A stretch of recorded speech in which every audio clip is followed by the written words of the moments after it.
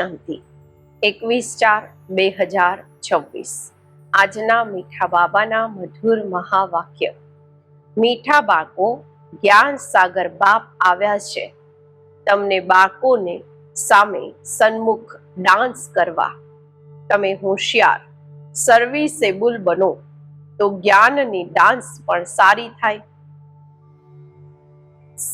પ્રશ્ન છે, સંગમ યુગ પર તમને બાળકોને પોતાનામાં કઈ આદત નાખવાની છે?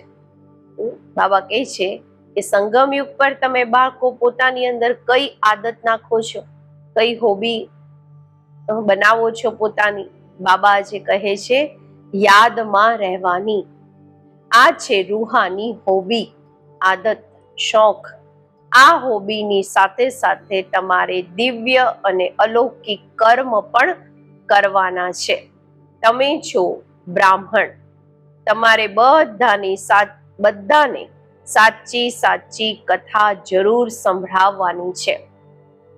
સર્વિસની પણ તમને બાળકોમાં હોબી હોવી જોઈએ, આદત હોવી જોઈએ, શોખ હોવો જોઈએ।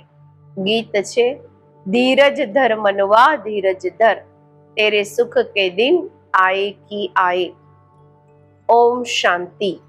જેમ કોઈ હોસ્પિટલમાં બીમાર હોય છે તો પેશન્ટ દુઃખથી છૂટવાની આશ રાખે છે, ડોક્ટરને પૂછે છે શું હાલ છે, ક્યારે આ બીમારી છૂટશે? એ તો બધી છે હદની વાતો। આ છે બેહદની વાત। બાપ આવીને બાળકોને રાય આપે છે, સલાહ આપે છે। આ તો બાળકો જાણી ગયા છે કે બરોબર સુખ અને દુઃખનો ખેલ છે।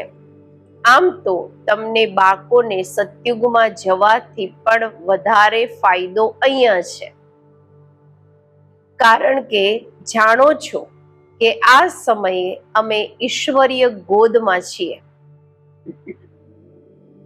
ઈશ્વરીય સંતાન છીએ। આ સમયે અમારી ખૂબ ઊંચથી ઊંચ ગુપ્ત મહિમા છે। બાબા કહે છે મનુષ્ય માત્ર બાપને શિવ, ઈશ્વર, ભગવાન પણ કહે છે, પરંતુ જાણતા નથી, બોલાવતા રહે છે। ડ્રામા અનુસાર જ એવું થયું છે।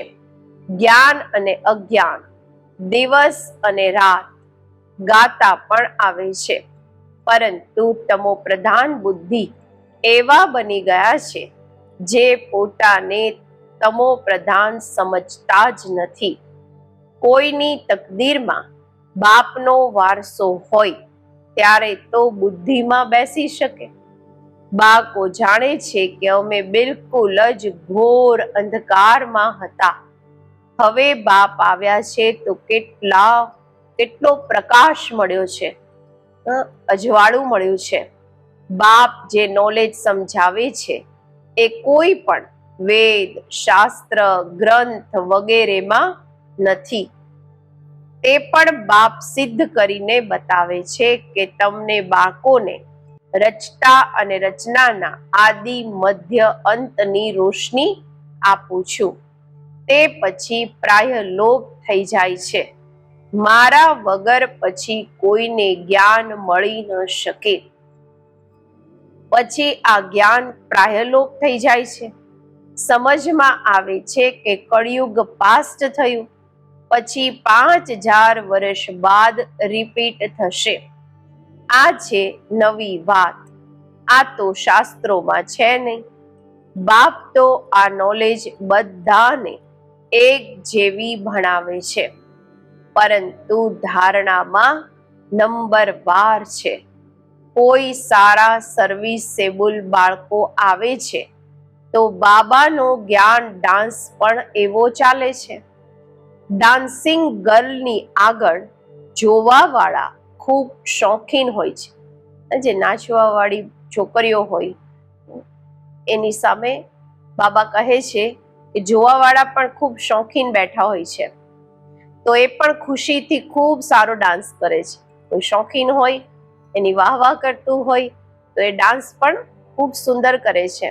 થોડા બેઠા હશે તો કોમન રીતેથી થોડો ડાન્સ કરશે. વાહ વાહ કરવા વાળા ઘણા હશે તો એનો પણ ઉલ્લાસ વધશે. તો અહીંયા પણ એવું છે. બાબા કહે છે મુરલી બધા બાળકો સાંભળે છે, પરંતુ સન્મુખ સાંભળવાની વાત જ બીજી છે ને. આ પણ બતાવે છે કે શ્રી કૃષ્ણ ડાન્સ કરતા હતા. ડાન્સ કોઈ એ નહીં, વાસ્તવમાં છે જ્ઞાનની ડાન્સ. શિવ બાબા પોતે બતાવે છે કે હું જ્ઞાનની ડાન્સ કરવા આવું છું. હું જ્ઞાનનો સાગર છું. તો સારી સારી પોઈન્ટ્સ નીકળે છે. આ છે જ્ઞાનની મુરલી, કાઠની મુરલી નથી. પતિત પાવન બાપ આવીને સહજ રાજયોગ શીખવશે કે લાકડીની મુરલી વગાડશે?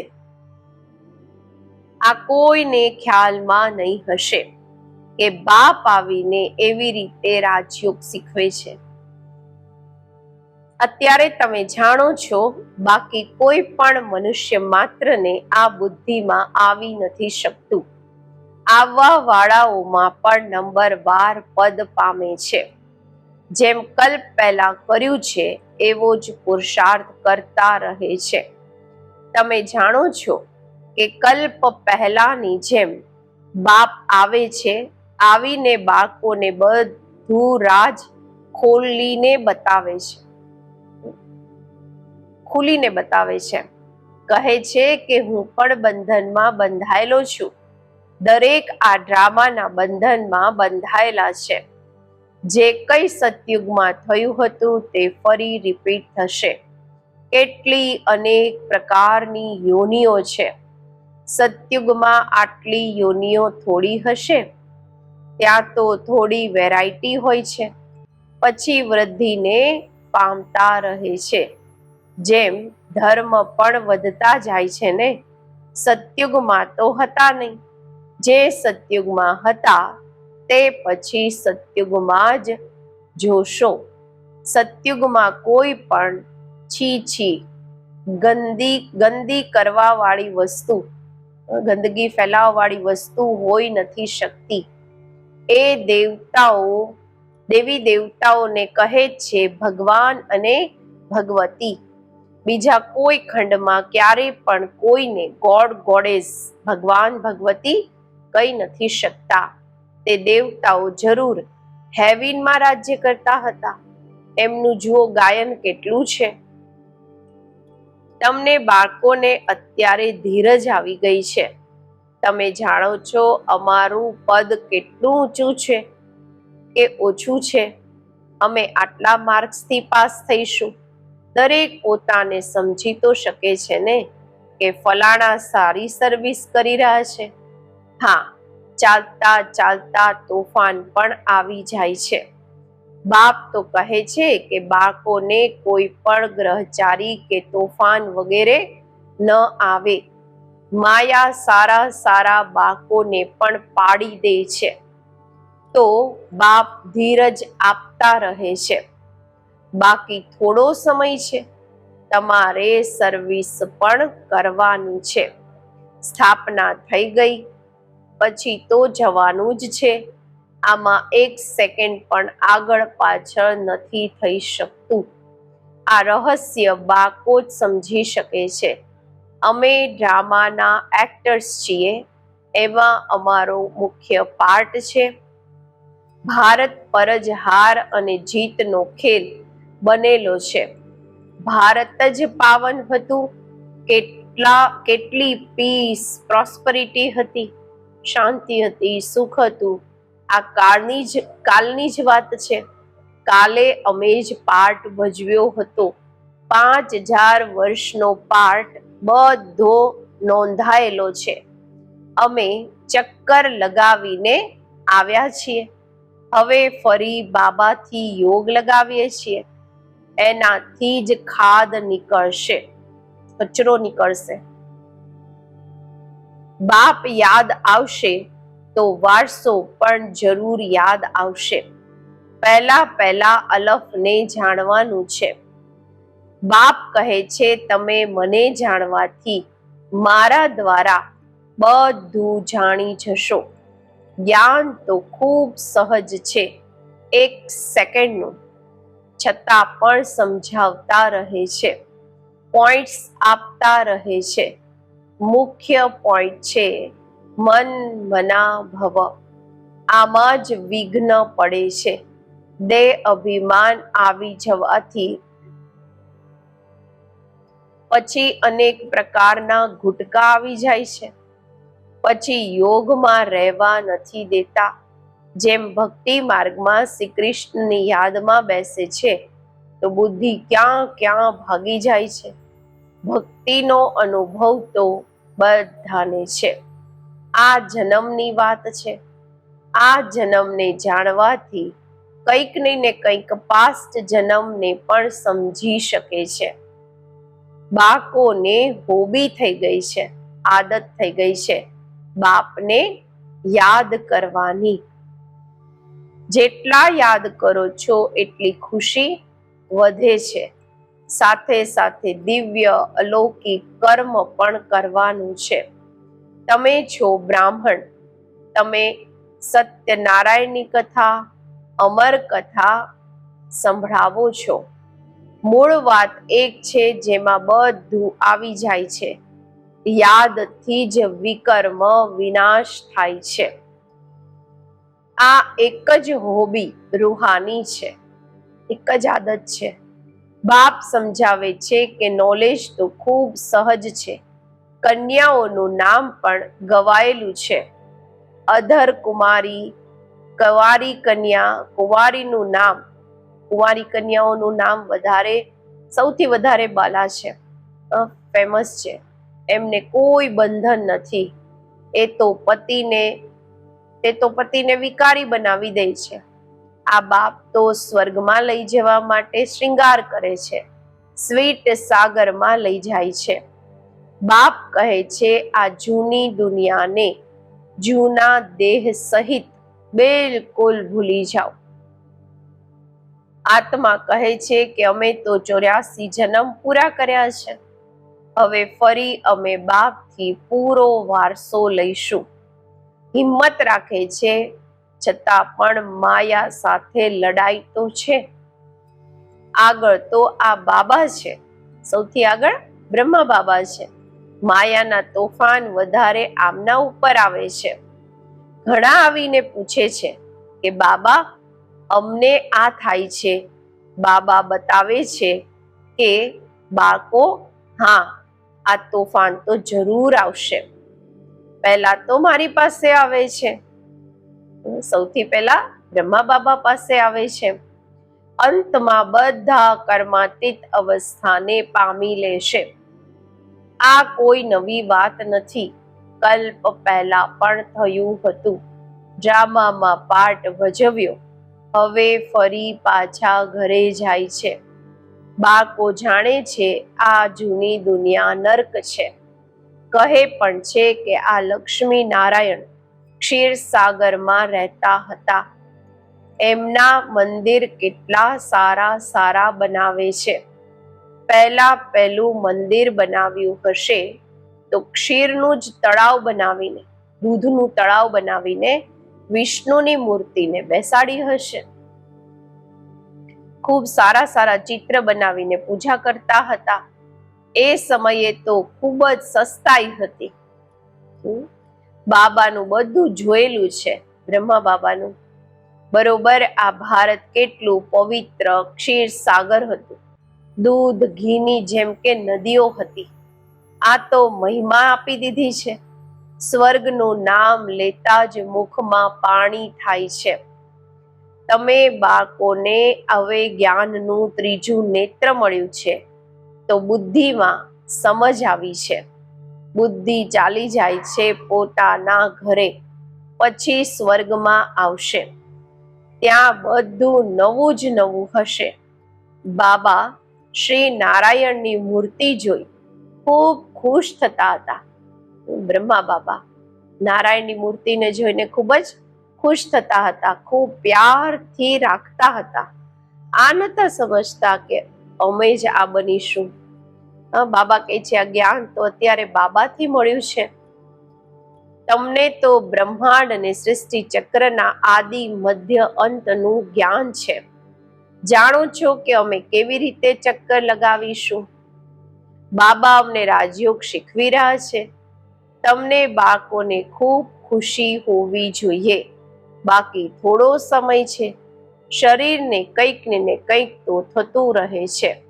હવે આ તમારો અંતિમ જન્મ છે.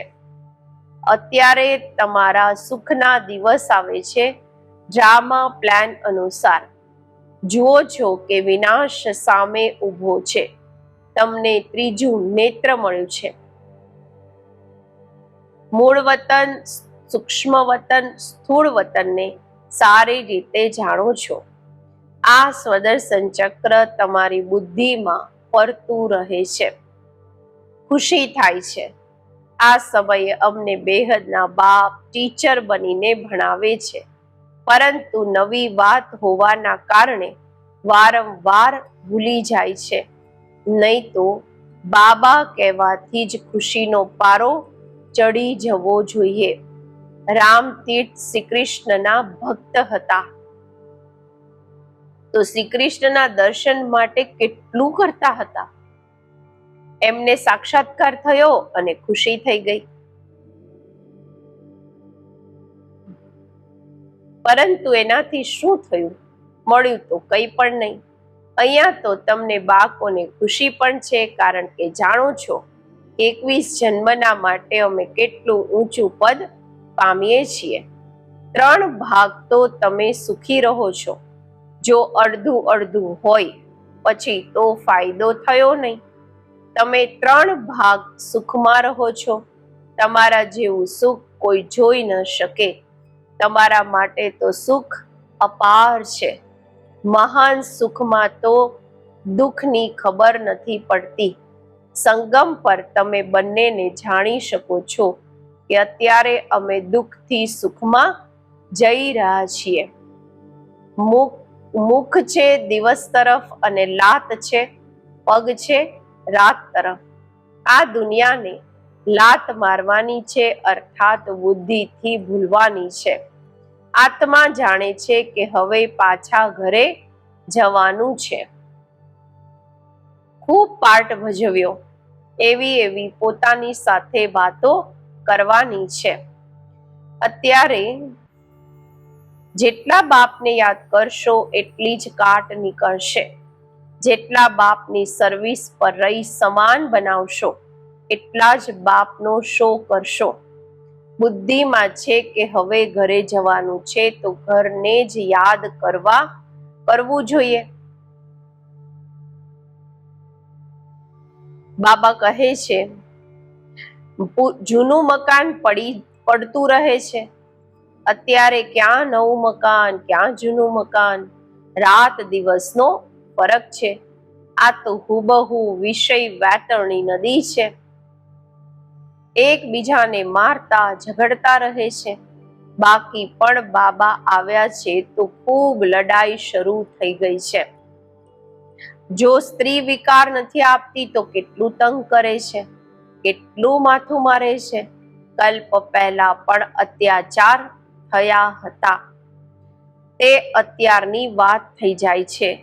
જુઓ છો કે કેટલું બોલાવે છે, પુકારે છે. તે જ ડ્રામાનો પાર્ટ ભજવી રહ્યા છે. આ બાપ જાણે અને બાકો જાણે, બીજું ન જાણે કોઈ. આગળ ચાલી બધાને સમજવાનું છે. ગાય પણ છે પતિત પાવન, સર્વના સદગતિ દાતા બાપ છે. તમે કોઈને પણ સમજાવી શકો છો કે ભારત સ્વર્ગ અને નર્ક કેવી રીતે બને છે. આવો અમે તમને આખા વર્લ્ડની હિસ્ટ્રી જ્યોગ્રાફી સમજાવીએ. આ બેહદની હિસ્ટ્રી જ્યોગ્રાફી ઈશ્વર જ જાણે અને ઈશ્વરના તમે બાળકો જાણો. પવિત્રતા, સુખ, શાંતિની કેવી સ્થાપના થાય છે, કેવી રીતે થાય છે. આ હિસ્ટ્રી જ્યોગ્રાફીને જાણવાથી તમે બધું જાણી જશો. બેહદના બાપથી તમે જરૂર બેહદનો જ વારસો લેશો.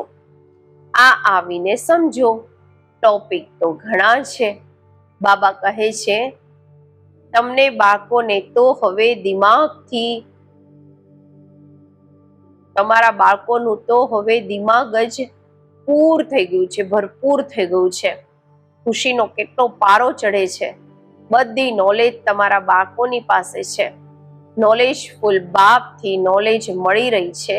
પછી અમે જ જઈને લક્ષ્મી નારાયણ બનીશું. ત્યાં પછી આ નોલેજ કંઈ પણ નહીં રહેશે, હશે જ નહીં. કેટલી ગુહ્ય વાતો સમજવાની છે. બાળકો સીડીને સારી રીતે સમજી ગયા છે ને. તો આ 84નું ચક્ર છે. અત્યારે મનુષ્યોને પણ ક્લિયર કરીને સમજાવવાનું છે. આને હવે સ્વર્ગ કે પાવન દુનિયા થોડી કહીશું. સતયુગ અલગ છે, કળિયુગ અલગ વસ્તુ છે. આ ચક્ર કેવી રીતે ફરે છે, આ સમજાવવામાં સહજ છે.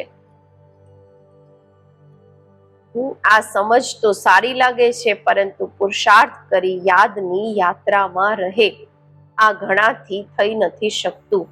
અચ્છા, મીઠા મીઠા સિકિલધા બાળકો પ્રત્યે માતા પિતા બાપ દાદાના યાદ, પ્યાર અને ગુડ મોર્નિંગ. રૂહાની બાપના રૂહાની બાળકોને નમસ્તે. આપણે રૂહાની બાળકોના રૂહાની બાપને નમસ્તે. ધારણા માટે મુખ્ય સાર. પહેલું છે, આ જૂની દેહ અને દુનિયાને બુદ્ધિથી ભૂલી બાપ અને ઘરને યાદ કરવાના છે. સદા આ ખુશીમાં રહેવાનું છે કે અત્યારે અમારા સુખના દિવસ આવ્યા કે આવ્યા. બીજું, નોલેજફુલ બાપથી જે નોલેજ મળી છે એનું સિમરણ કરી દિમાગને ભરપૂર રાખવાનું છે. દેહ અભિમાનમાં આવીને કોઈ પણ પ્રકારનું ઘૂંટકું નથી ખાવાનું. આજનું વરદાન. સદા એકરસ સ્થિતિના તખ્ત પર વિરાજમાન રહેવા વાળા બાપ દાદાના દિલ તખ્ત નશીન ભવ. બધાથી શ્રેષ્ઠ તખ્ત બાપ દાદાના દિલ તખ્ત નશીન બનવું છે. પરંતુ આ તખ્ત પર બેસવા માટે અચલ અડોલ એક રસ સ્થિતિનો તખ્ત જોઈએ. જો આ સ્થિતિના તખ્ત પર સ્થિત નથી થઈ શકતા તો બાપ દાદાના દિલ રૂપી તખ્ત પર પણ સ્થિત નથી થઈ શકતા. આના માટે પોતાના ભ્રુકુટીના તખ્ત પર અકાળ મૂર્ત બની સ્થિત થઈ જાઓ. આ તખ્તથી વારંવાર ડગમગ ન થાવ તો બાપ દાદાના દિલ તખ્ત રૂપી દિલ તખ્ત પર વિરાજમાન થઈ શકશો. આજનું સ્લોગન. શુભ ચિંતન દ્વારા નેગેટિવને પોઝિટિવમાં પરિવર્તન કરો. અવ્યક્ત ઇશારા. મહાન બનવા માટે મધુરતા અને નમ્રતાના ગુણને ધારણ કરો. બ્રહ્મા બાપ પોતાના દરેક બાળકોના ચહેરા પર એક તો સદા રૂહાનિયતની મુસ્કુરાહટ જોવા ઈચ્છે છે અને બીજું મુખથી સદા મધુર બોલ સાંભળવા ઈચ્છે છે. એક શબ્દ પણ મધુરતા વગર ન હોય. ચહેરા પર રૂહાનિયત હોય, મુખમાં મધુરતા હોય અને મન બુદ્ધિમાં સદા શુભ ભાવના, રહેમ દિલની ભાવના, દાતાપણાની ભાવના હોય. દરેક કદમમાં ફોલો ફાધર હોય. આજ પાલનાનું રિટર્ન આપો. ઓમ શાંતિ.